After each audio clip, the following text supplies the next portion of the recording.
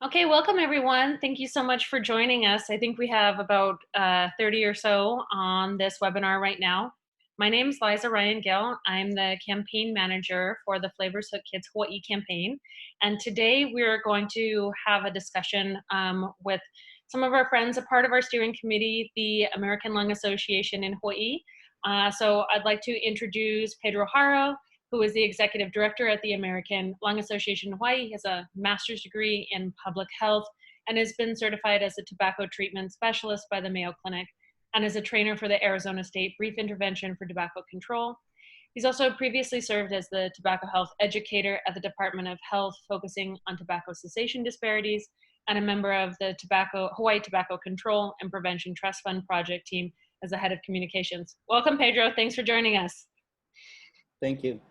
We also have Nicole Mannion, who's also with the American Lung Association in Hawaii as the health promotion specialist. Her background is in public health and lung disease education, and she is a certified facilitator and facilitator trainer for the American Lung Association Freedom from Smoking Cessation Program. Thanks for being with us, Nicole. So Today we are going to talk about how to have a conversation with your kid about vaping. I know that a lot of us are home.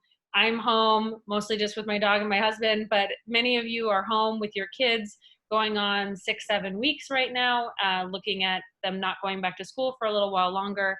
And you may have some questions or concerns about whether or not, like the 25 to 30% of high schoolers in Hawaii, if they are vaping. And so we're going to talk about that today, and we'll have time for your questions. So if you just want to go to the next slide, Pedro, we can talk a little bit about housekeeping for this.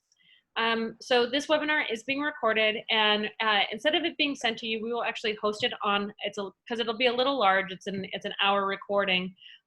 We will post it on our website, so you'll be able to access it through our YouTube channel that we're opening up this week. If you have questions, please put them in the Q&A box. If that doesn't work for you, then you can put it also in the chat. And then we'll get to those in the last 15 minutes. If we don't answer your question right away during this conversation, I will read through them all and try to source an answer for it and put it in the follow-up email.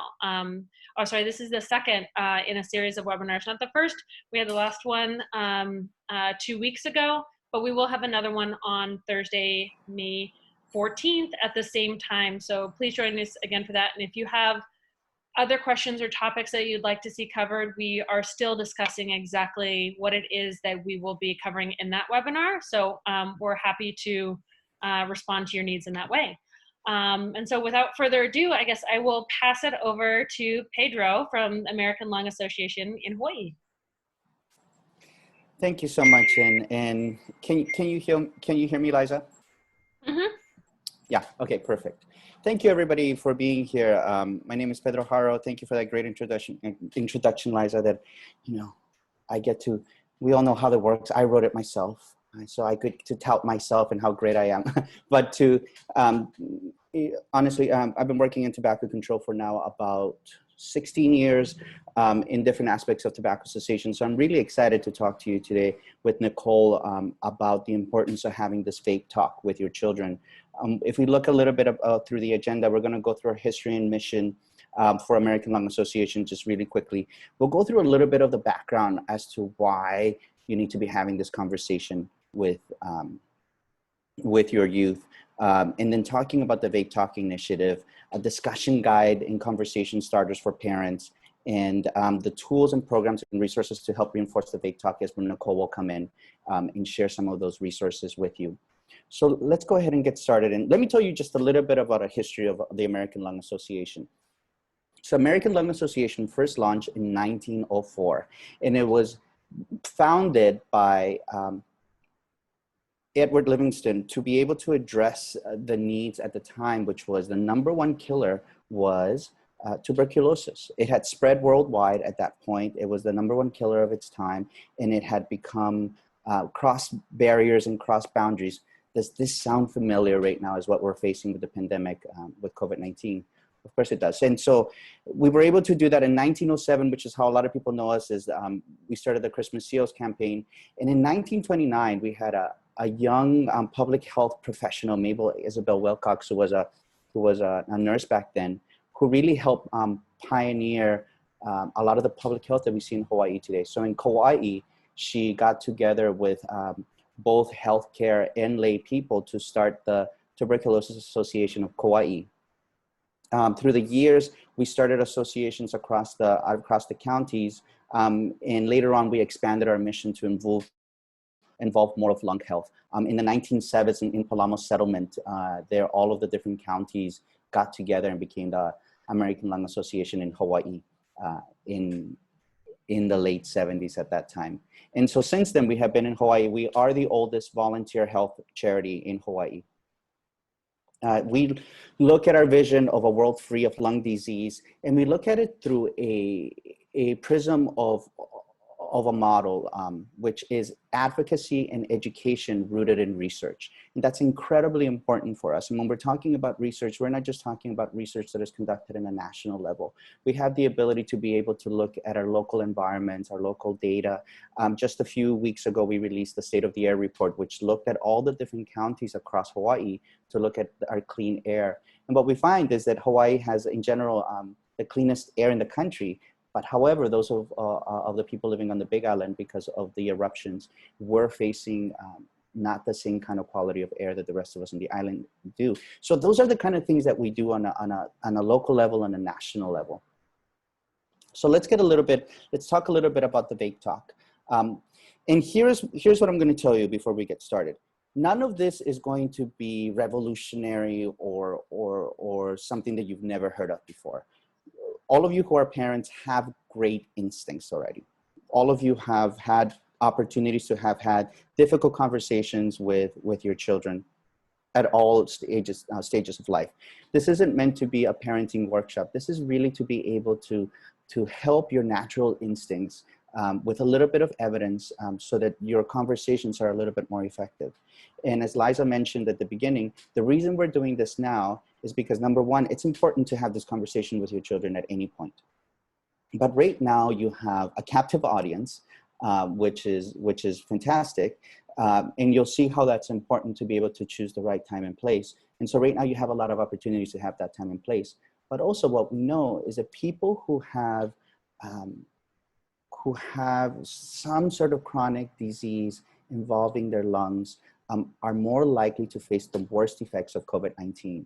So right now, particularly young people don't necessarily face a lot of times in their life, in their young lives.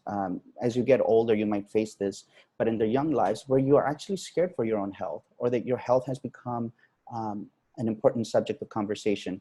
Right now, it's on our news 24 hours a day. This is the right time to be able to have this conversation. This is the right time that people are looking at their own personal health, in particularly their lung health, because COVID-19 is a lung illness, to be able to have this conversation. So let's start out with a little bit of background of who uses e-cigarettes. For most, what we know is that e-cigarettes is the most commonly used tobacco product by youth. And youth are the ones that are most likely to be using tobacco. It means that they're more likely to be using it than adults. This is really important when you figure out why would it be important for e-cigarette companies to hook young kids. It's because they are the base of their operations. Adult use is only about 2.8%, whereas high school use is about 20% in the country. So when we're talking about what would be the interest of e-cigarette users to continue to hook young people, look at the populations that are using it most. And so that is youth. So that is the big important aspect about it, and why Flavors Hooks Kids, the campaign that we're partnering with today, is such an important aspect to our lives in Hawaii. If you look at particularly here in school, think about this. Almost half of all high schoolers have tried vaping. And about a third of middle school students in Hawaii have tried vaping. And what we know, and what we call like the youth vaping epidemic, is that in Hawaii, teens are 2 times more likely to vape regularly compared to the rest of the United States. That should scare all of us that have people that we care about, youth that we care about in Hawaii. And one of the really important aspects to remember about this is because we have in the state, we're concentrating a lot right now. You see the Department of Health and a lot of other agencies concentrating on preventing youth vaping. But as we're gonna see from this next slide, almost 50% of why teens started vaping will say it's because they were introduced to them by a friend. So when we're talking about ending the epidemic, one of the things that we have to think about is how do we get those who are currently vaping to stop? This is where you come in. By you doing your part with your youth, not only are you likely to be able to prevent somebody from starting to vape in your family, but you're also preventing other people to starting to vape. Because most of the people, and you see the other slides that for a variety of flavors, that they believe some of them, about a quarter of them believe that they're less harmful than tobacco, and some of them believe that you can get a buzz from it, and that's why they start. But a majority of them are starting because their friends are vaping. So the best thing that we can do as a community for our own family and for the larger community is to help our children stop vaping. So let's talk about the vapetalk.org. This is a project that was done by the American Lung Association and the Pennsylvania Department of Health. They came to us and said, we're having this vaping problem. Can you help us come up with a campaign to be able to reach youth, to be able to end this vaping epidemic? And we created the vapetalk.org. And so it produced materials that were both geared towards youth, but it also produced this. So this website is really geared towards adults, towards parents. And the important part about that is I've been lucky enough to be able to be part of several focus groups and studies here locally in Hawaii with youth. One of the things that we would ask youth is, where did they get their source of information, of health information? So if you wanted to get health information, where would you be likely to go to? Most parents would probably say that they think that it would be Google. Oh, they'll search it or they'll ask their friends. We asked the children of those parents and they told us, my mom and dad. That's my number one source of information for health, is my mom and dad. Now, many of those parents would say, oh no, my kids don't listen to me. I tell them all the time about this and that, and they won't listen to me. You don't want to start the conversation with that kind of defeatist attitude. Sure, kids don't always listen. Sure, but they believe that they are. They believe that you are the most trusted source. And sitting at home with COVID-19, you can look into their eyes and you can tell that they're waiting for you to get them information. That although they're consuming all of this stuff on social media, on the news, et cetera, you are still their valid source of information. And I'll change this paradigm a little bit, because one of the things that we did when I was working with the Hawaii Tobacco Quit Line is that we talked to physicians about who they saw, about seeing patients and what did they think if their patients followed their advice. And the doctor would say, no, they don't follow my advice about quitting smoking. And sometimes I feel like giving up. They're not going to listen to me anyway. They don't listen to me. Similar to the way that the parents would behave. Now, if your doctor were to tell you, yeah, you don't listen to me anyway, you think like, yes, I do. I listen. Maybe I don't follow everything you do, but I do listen. I consider you to be an expert. There's a reason why people have been clamoring during this time to have Lieutenant Governor Josh Green, Dr. Josh Green, be in the media, is because we trust that source of information. And similarly, youth trust the information that comes from you. That's why you're so vital to this. So on the website, you're going to find some videos and other kind of things. So I encourage you to take a look. And a lot of this information that I'm going to be sharing with you today is on the website. So you don't have to worry about having to copy all of this down or anything like that. Oops. Okay, so one of the big aspects in the website is a conversation guide, which is what we're going to be the main talk today, is that discussion guide. And so it starts off by talking about what parents need to know. Number one, what parents need to know is that the aerosol that comes out of vape pens and e-cigarettes is not just harmless vapor. It's not. And we'll talk more in depth into that as to what that is in the chemicals that are found in it. But the really important aspect is that we don't have long-term studies about the dangers of what this is. We have some short-term studies to be able to identify the chemicals that are in it, and we can kind of guess by the way that tobacco chemicals have infiltrated the body of what it can do 20, 30, 40 years into the future. Because some of the same chemicals are in there.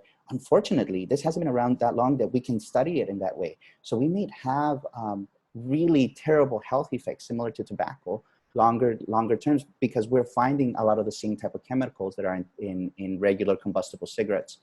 The other part is that the industry is a huge conglomerate corporation that is controlled by the same companies that control combustible cigarettes.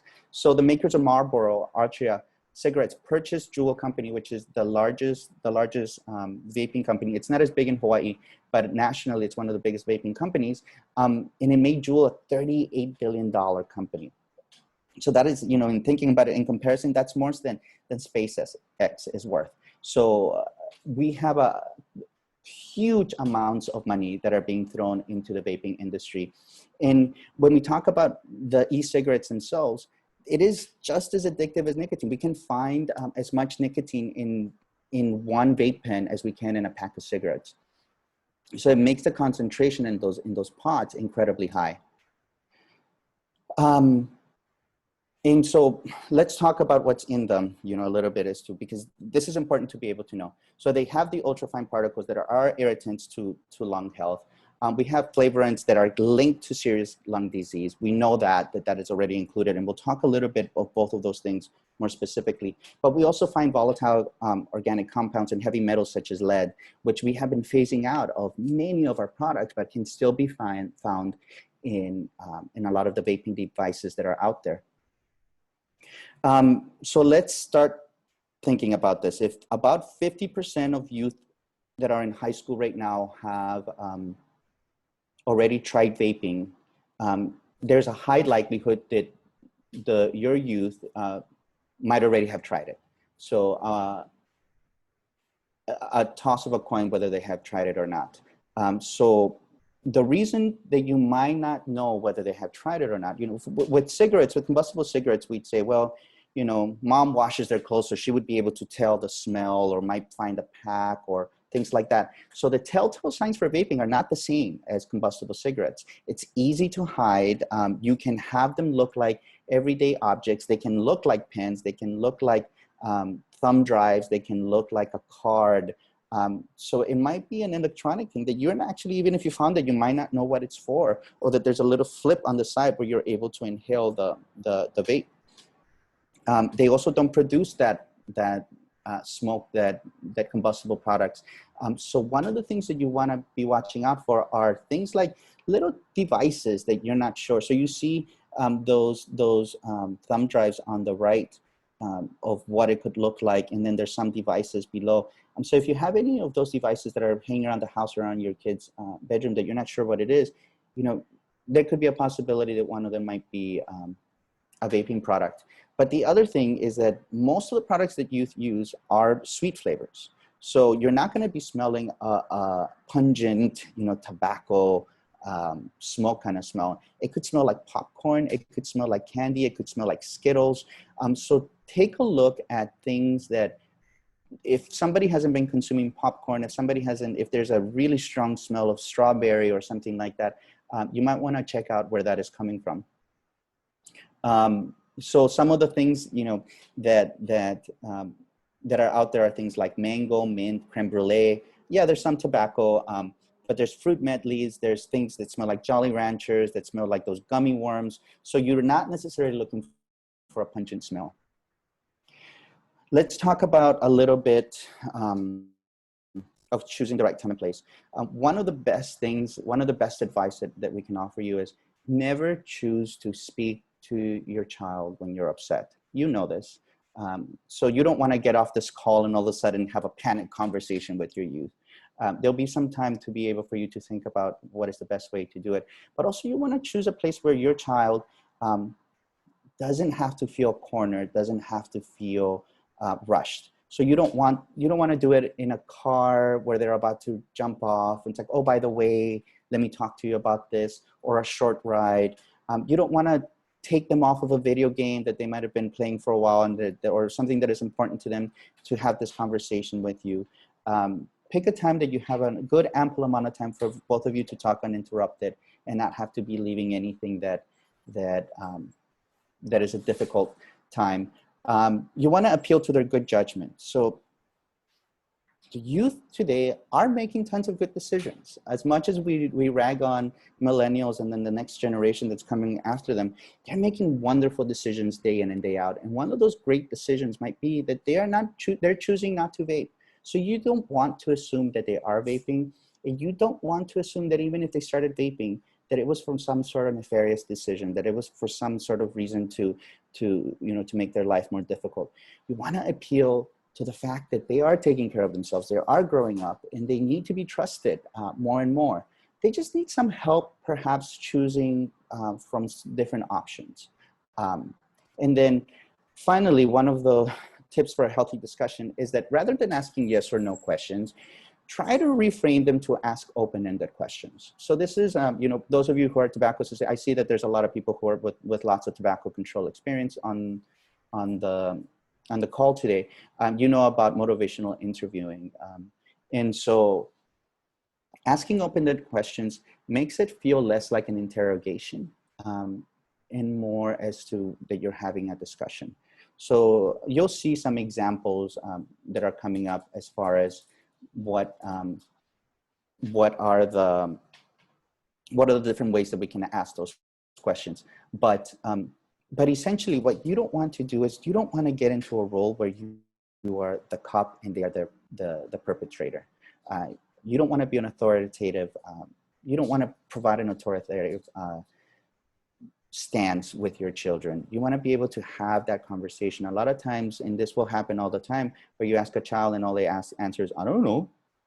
We all know that sound, oh no. It's probably a few things. It can be, I'm scared about telling you the truth. So I might lie.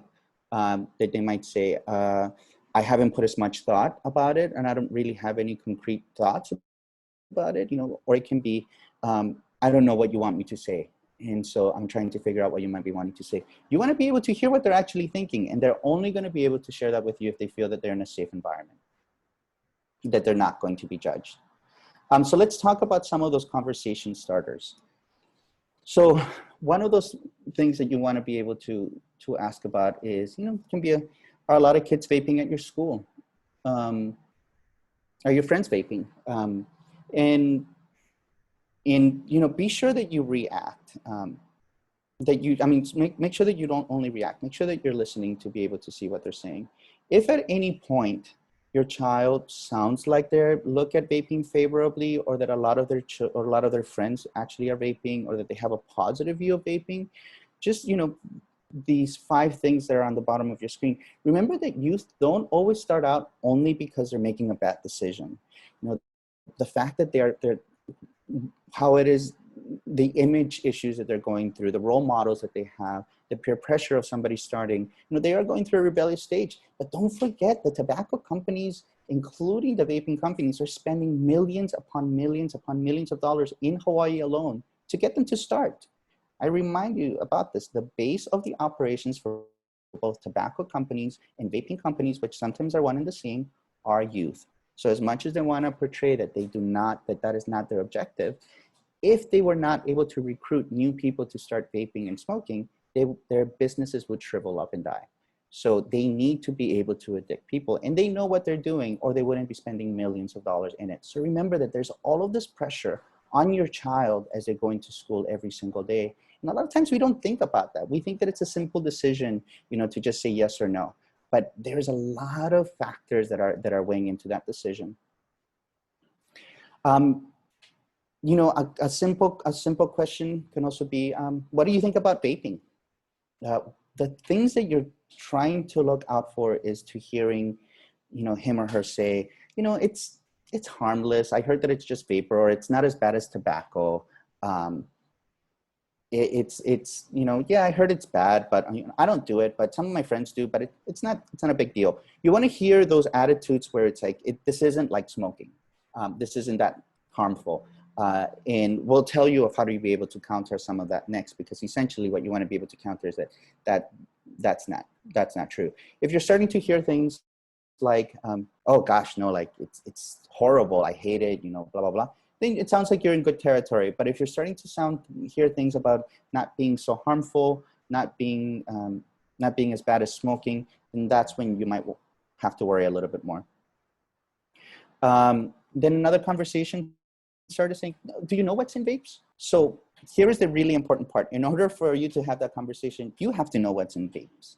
You have to know what's in those pods. So you do have to do a little bit of research. We're not going to provide you all of the details here today, but our website can. And Nicole will talk about a little bit of what some of those websites are. And this is really important when you're having a conversation with your child about any of these things. You don't want it to be a fight back and forth about you know more than they do. So you want to show that you put the effort to learn more about it. That it's not just you saying these things off of the top of your head, or because you saw an ad, or because you came to one webinar and all of a sudden you're an expert. Because a lot of times they probably know vaping a lot more than you do, as far as the technical aspects of it, what they look like, how much it goes for, who does it, when, you know, et cetera, et cetera. So you'll have to do a little bit of research so that you can see, so that you can be able to provide an opinion that can be trusted. But let's talk about some of the things that are in vaping. So we see that there are ingredients such as formaldehyde, propylene glycol, and we know that these things cause irreversible lung damage. We know that it's not just vapor, and we'll talk a little bit about some of those ingredients. There is a Surgeon General report talking about how dangerous vaping is and why it needs to stop. So, so there's a lot of resources, and we'll give you the links to those as well. But in talking about the ingredients, one of the things that came out from one of the studies that the Department of Health is doing right now, and you know, thank you for TPEP and the other groups that have shared that, is that what children were interested in is not just hearing the names of these things, but what they wanted to know is, what will it do to me though? What does it actually do? So it's a little bit of more sophisticated discussion than sometimes we're ready to have. So it's important for you to think about what are those ingredients and what do they actually do. So the website, the Vape Talk, does have these ingredients. It talks about what do these ingredients actually mean. So when you're saying that it has arsenic, that vaping has arsenic, well, what is that? And what does it do? Well, it's rat poison. It's the main ingredient in rat poison. And when we're talking about formaldehyde, not only is it what you put on, you know, organs and people, you know, for embalming, but it's also cancer causing, it also has been shown to cause cancer. So you need to be able to get into that granular level, because from what we hear, particularly from the older kids, is that they want to know. They don't want to just be given a blank lecture. They want to actually know, why is it bad? And specifically of these ingredients that are in there, what is so bad about them to me? So another thing that we want to talk about, conversation starters, is what do you think vaping does to your health? So after you know about all of these health ingredients, you know, what do you think that vaping, you know, what do you think vaping is going to do? One of the things that we have to make sure that youth understand is vaping is smoking. So between our conversations, vaping was originally thought about as a possibility to get people to quit smoking. We know better now. There have been an ample amount of studies that shows that vaping is not an effective way to quit tobacco. And there have been several studies that have shown that people who vape rather than quit tobacco, that switch into vaping, are more likely to go back to smoking regular cigarettes. We also have seen studies now that youth who vape are more likely to smoke combustible tobacco products later on in their life as well. So, so we know that vaping is smoking. We cannot say that it's any safer. We cannot say that it's not as addictive. We cannot say any of these things that we thought about earlier on when they first came out. We can't say any of these things because there has been ample amount of studies that show that vaping is in fact very dangerous. And so with that, you have to talk about what nicotine addiction does. And this is where a lot of parents fall, are not exactly sure where to go, because a lot of parents have experimented with their own tobacco. Maybe you might be a smoker right now. Maybe you might be a vaping. You might be a vapor. And so how do you talk to your kids about not smoking or not vaping when you have done it or are doing it yourself? You have to be honest about that. You have to be honest about your own experiences. And if you have quit in the past, you can share how difficult it was for you to quit, how difficult it was for, you know, husbands or wives or parents or brothers and sisters to quit, and how long it took them. Be honest about that conversation. And, you know, then you need to talk about the health effects that are both today and in the future. We have ample amount of evidence of multiple cases of kids having seizures, we have seen the explosions, they have caused damage to people, that even death. And again, the other part that is really important to understand is that we don't know the long-term damage that it can possibly cause. This is incredibly important. This is incredibly an important aspect of where we need to go. Because if we were able to go back to the 1930s or 1920s when Virginia Slims was handing out what they used to call freedom sticks to suffragettes. And we were able to say, hey, listen, now we know what the irreversible damage of that will mean in the health consequences, the monetary consequences, the social consequences that this will have. We have all of that research for tobacco now. We don't have that research for e-cigarettes. So as bad as we know that it is now, we don't know how immensely bad it could possibly be in the long term. And that's a consequence that they're gonna have to live with for the rest of their life if they're not able to quit nicotine effectively. So talking about the addictive part, you know, what we find today, it used to be that we found out from research that the levels of nicotine in combustible products and combustible nicotine in combustible cigarettes have changed throughout the years. There's more nicotine now to be able to addict people. So what we know is that nicotine is the most addictive substance on earth, more addictive than cocaine or any of those other parts. And it can take as little as 10 seconds for your brain to be adjusted to absorb the nicotine and to be able to become physically addicted to that nicotine, so that a few seconds later, your brain says, hey, I need more of that. Otherwise, I'm not gonna feel good. And it can take a month or more for the nicotine to actually leave your system. So that's why when somebody's trying to quit smoking, it's so difficult for them, because the nicotine is so addictive that it's still part of your brain saying, hey, I need more nicotine. I need more nicotine. You need to go outside and give me more nicotine. And what I would usually talk about people when I'm doing tobacco cessation is there's nothing else in our lives other than breathing that we say we need to do 20 times a day. Otherwise, we won't be happy. It's an incredible substance that knows exactly how you feel and is able to adapt to your body to be able to claim for more nicotine. So we talk about that about 2 drops on your tongue can possibly kill you from a pod if it's defective. In that it has the materials that can harm your body.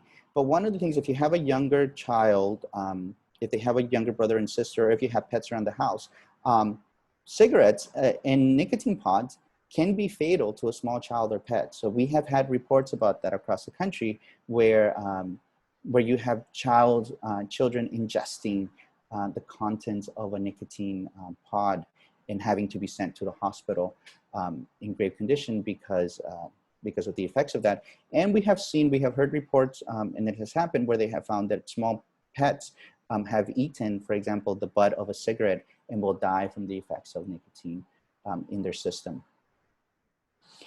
When we talk, and here's the other thing that you might hear from children, it's like, oh, but it's the thing that I'm using doesn't have any nicotine. Like it says 0 nicotine.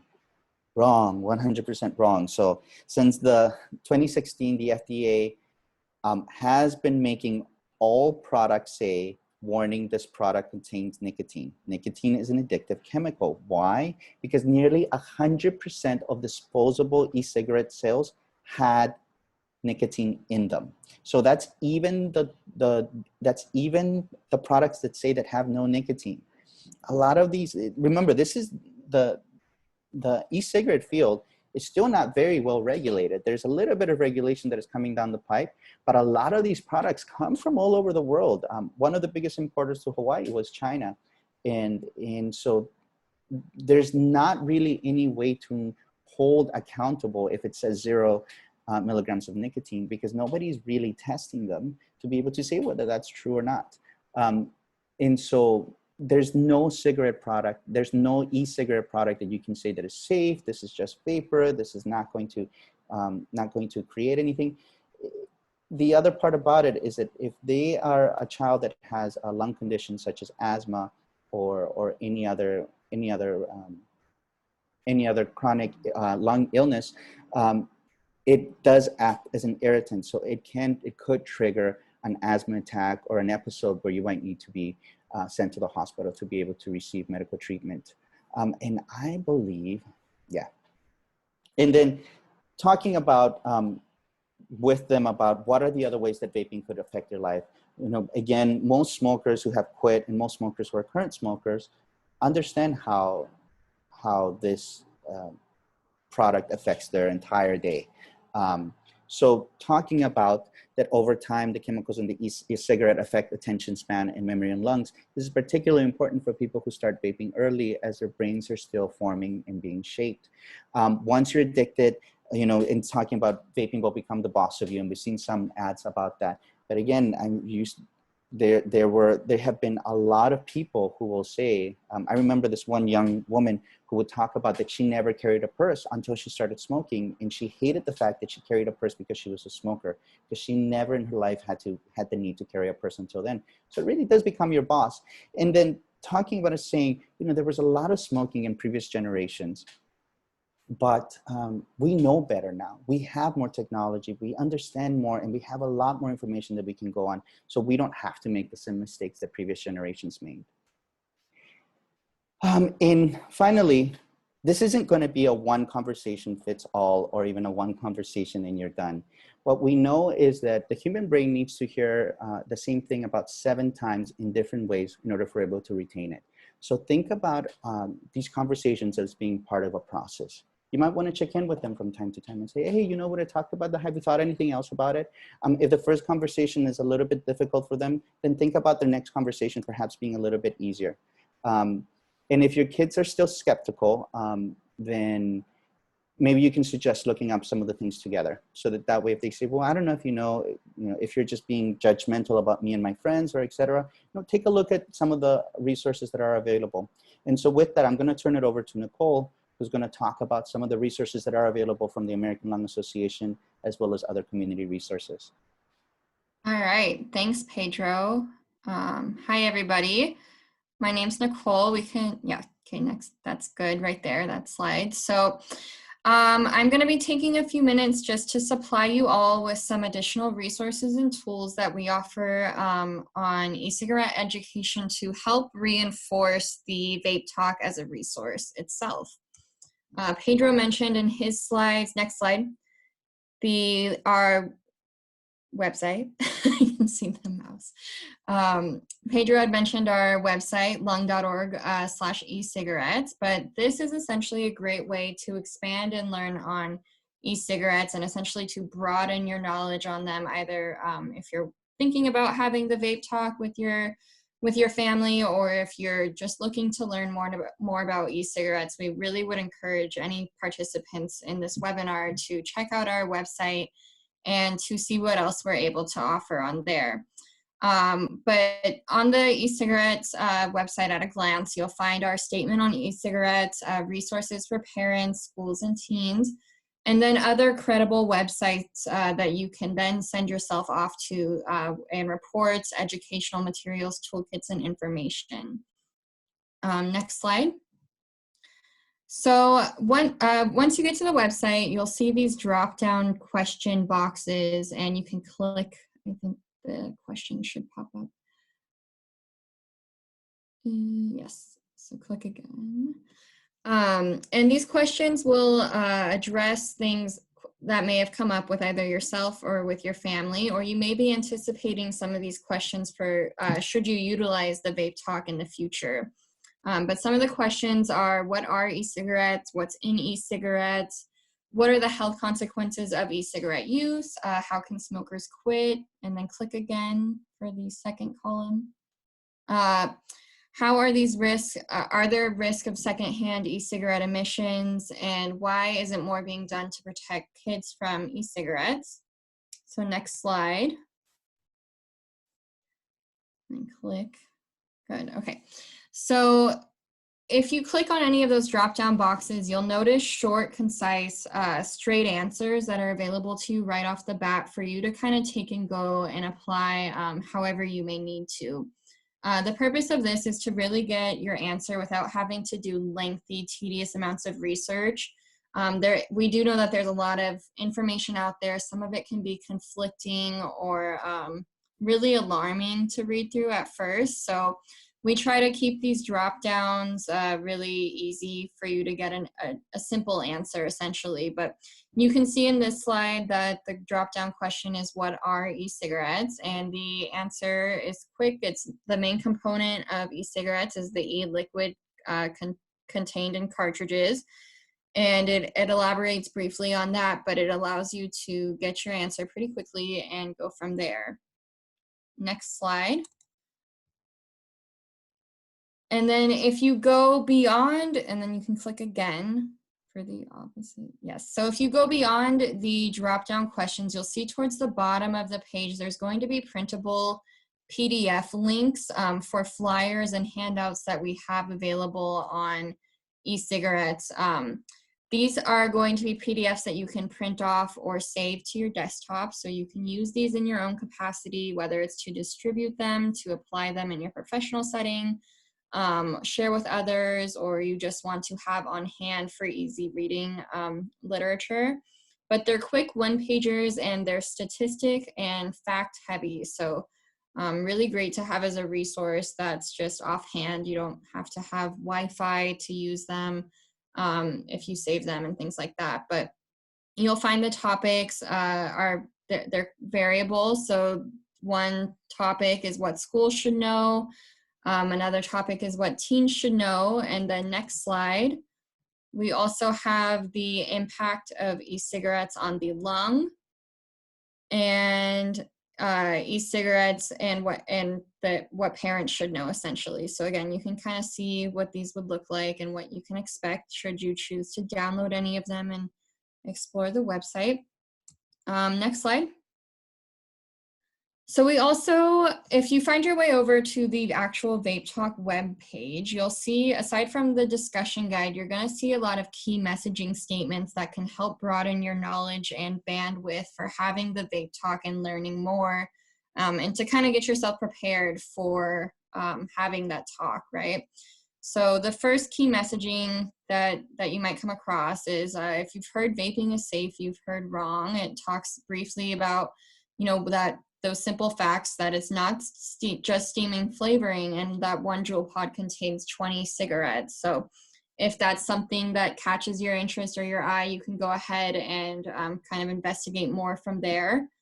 And then next slide. We also have a key messaging component on addressing the lingo, which can be really tricky, especially if you're a parent just trying to figure this all out and kind of wrap your head around it still. It can be really tough to differentiate between the products and know what's what between the branding and the marketing and things like that. So maybe you're wondering if there's a worse or lesser evil amongst the brands, right? The Juuls, what's a Juul, what's a tank, what's a Mod Pod, and things like that. So this is a section that you could go into and easily access to learn more about the different lingo and kind of what you're hearing around in the community or with your family. Okay, next slide. You'll also find a section for recognizing warning signs. So maybe you're thinking about, we've covered a lot on the Vape Talk and kind of those warning signs already, but if you want to check into those more and, really make sure that you're going about this the right way to make your most informed decision, then this would be a good section to check into as well. But it essentially states that, the statistics do say that your kid may have already tried vaping, and gives you those resources in case you are getting hints or suspecting that a family member is vaping. And this will eventually funnel you into the Vape Talk if you click on this section right here. And then finally, we have, next slide, the key messaging for big tobacco. So Pedro mentioned, how this generation is kind of the guinea pig for e-cigarettes and how big tobacco has really taken control over the industry, and that vaping is smoking. Researching this is key in understanding the history, timeline, and evolution of these products. So we know that big tobacco controls a huge portion of the funding and the marketing. And it's kind of alarming to see those same statistics playing out now as they did back in the 20s and 30s when cigarettes were really popular and no one knew the long-term health consequences. So this is just going to give you a lot of background on that, and hopefully raise some red flags. Next slide. So looking at this all long-term and down the line, you know, maybe, or if your child, or if you know that your student or your child is already vaping, we do offer programs that can be done in person once things resume to a sense of normalcy for those who do vape. And the first program that the American Lung Association is offering is the In-Depth program. In-Depth stands for Intervention for Nicotine Dependence, Education, Prevention, Tobacco, and Health. But it essentially is an alternative to suspension or citation, and it falls in line with school disciplinarian policies. So e-cigarettes or any tobacco product is really labeled as contraband, right? And then students typically get suspended or cited or have some kind of disciplinary action that takes place from that point on, but they're typically not being educated on the consequences of e-cigarettes, what it means for their health, but most importantly, the risk that it's putting them at for contracting nicotine addiction, right? Or for developing nicotine addiction. So having this as a resource with, you know, the disciplinary policies can be really effective in addressing e-cigarette usage in the schools and for students themselves, or for teens themselves. But the program's completely free. It's meant to be an educational resource that allows students to make their own informed decisions and hopefully stop using these products before that nicotine addiction occurs. There's 4 sessions. They can occur, you know, in one day. They can occur over a series of weeks, but they address topics such as nicotine addiction, establishing healthy alternatives, and making the change to be nicotine-free. And then they're led by a trained facilitator who's usually in the form of a counselor or a vice principal or a teacher or something like that. We want someone that, an ideal facilitator would be someone that does have some kind of authority over the teens' lives, right? And these can be led one-on-one as an intervention. They can be led in a group setting with their peers who have also, you know, been using or dabbling with e-cigarettes. And it can be done in a school or community setting. So it's really versatile. And if it sounds like something that you'd be interested, please give us a call and we'd be happy to help answer any questions. Next slide. So moving on from In-Depth, kind of the next step is Not on Tobacco, which is our teen cessation program. And it's important to note that Not is for addressing that nicotine addiction. So once it's, you know, if students are consistently getting cited, or you're noticing that your child is addicted to nicotine and physically cannot just put down the e-cigarette, then that's kind of where the e-cigarette or the traditional cigarette, really any tobacco product, but that's where Not really comes into play. And Not is a 10-week smoking cessation program for high school students.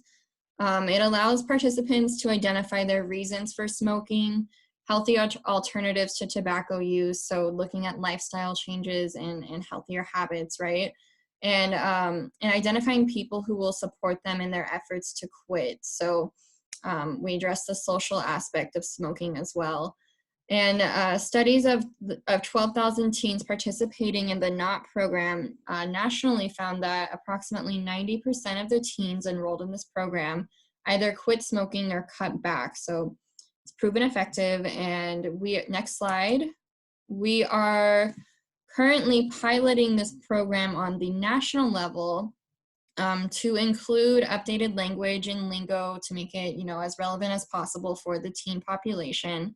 But we're also adding in all the e-cigarette literature and data and things like that, so that it's incorporating the e-cigarette cessation as well. It's also going to have updated activities and incorporate the technology trends and aspects to be more exciting and enticing for the teens, really. But this will relaunch in fall 2020, so right when school resumes, hopefully, we'll be able to have not offered in some schools here. And again, this can be a great resource for any teens who have already become addicted to nicotine. Next slide.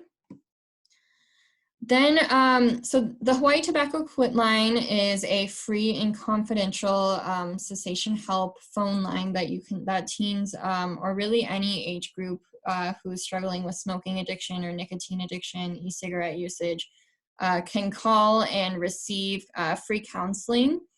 So if your kids already vape, you can have them contact, or you can have them contact the Quit Line, and it's completely free.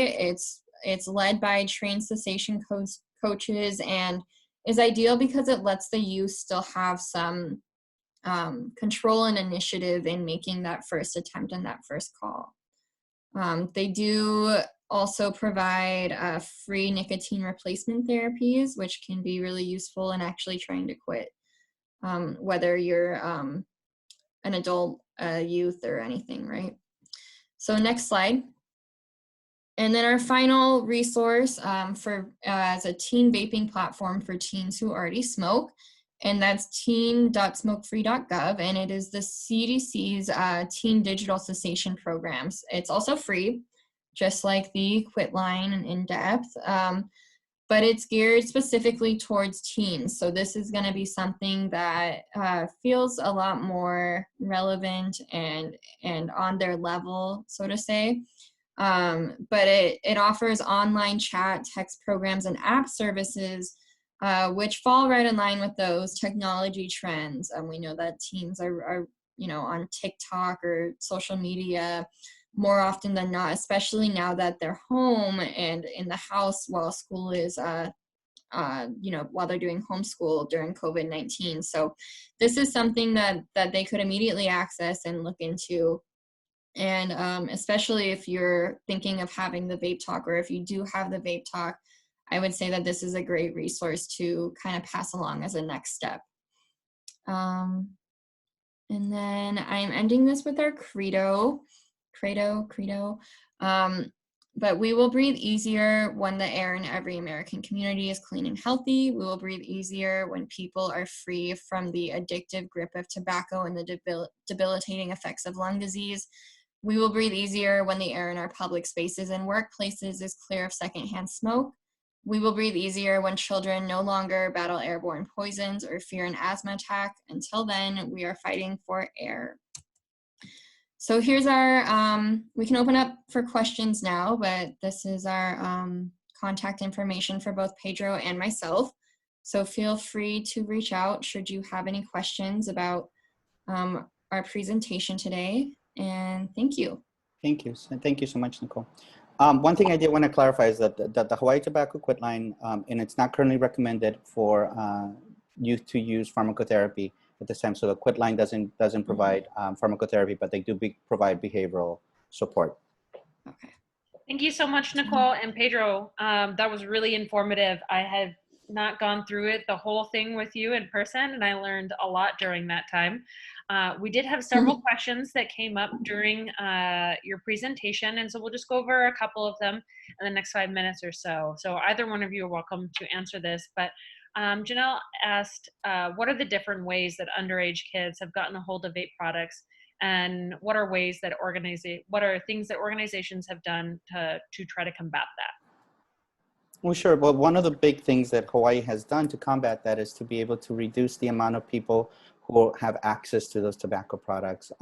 So raising the age to 21, because what we would find is that, you know, a 17-year-old and 18-year-old has a lot more in common with a 16, 15-year-old than a 22-year-old does, 21-year-old, 22-year-old does, right? So Hawaii was a champion in being able to move that. We know from experience that a lot of times that they get them from other people who are smokers or who are vapors. So that tends to be friends, or it could also be family members. They might be using it without you knowing. Most people who started smoking will say that they started stealing from their older brothers or sisters or their parents, you know, without them knowing. And so, you know, when they have access, when the access is there, that's usually where they'll get it. And so it's either going to be a friend or a family member typically. And one of the other issues on that front is that right now it's fairly unregulated. And so there is not currently the same type of regulation on e-cigarettes as there is on traditional tobacco. And so kids do order them online, they pull their money, they go to Longs, they buy like a Visa gift card.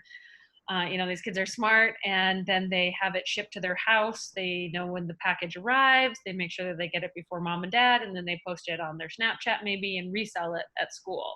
So applying, you know, we need the same regulatory parity on e-cigarette products as we do on traditional tobacco in that front. And that's what the Flavor So Kids Hawaii campaign has really been working hard on, is getting that same type of regulatory parity.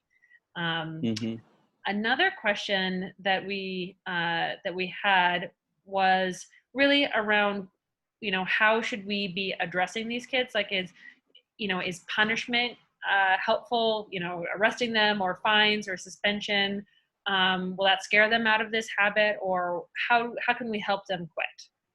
Yeah, what we usually find is for any kind of addiction, and particularly what they found, research has proven time and time again, is that punishment doesn't work. That using our time towards punishing doesn't work.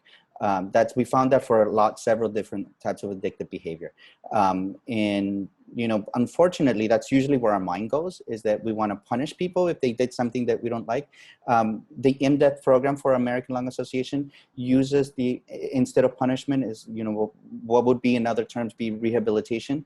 You know, we don't think about it in those terms, but the idea is using that opportunity to be able to quit is a much more useful opportunity than it is to punish them. Because a lot of times what people don't realize is it's a physical addiction. It's not just a mind over matter thing. It's a physical addiction. And so we have to be able to deal with that in a clinical way.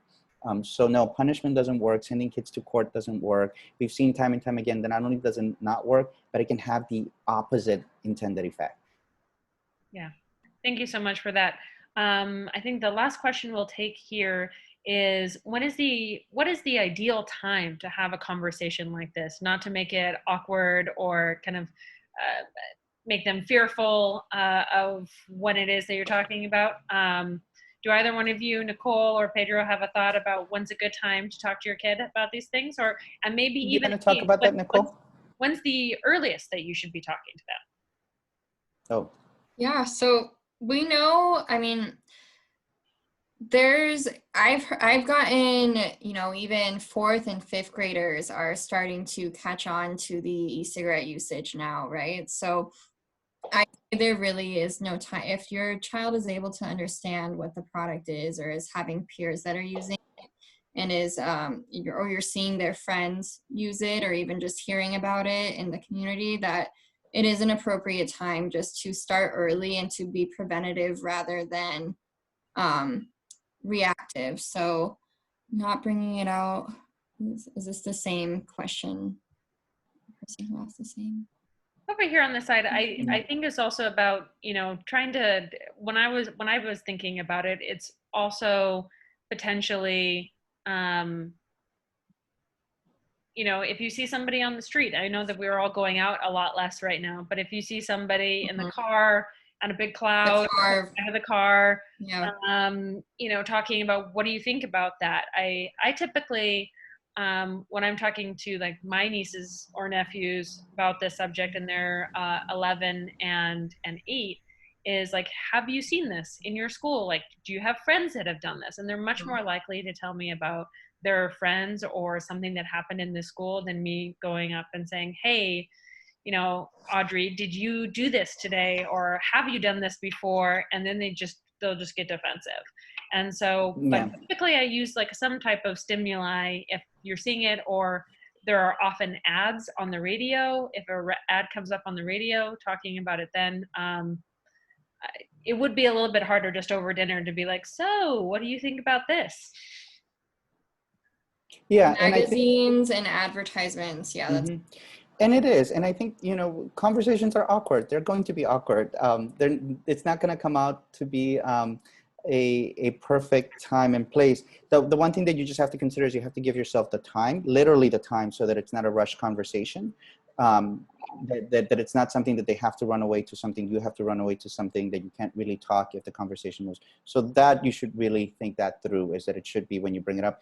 But it is going to be awkward, and it's all right. I mean, parents have awkward conversations with you all the time, and we survive, and so will you.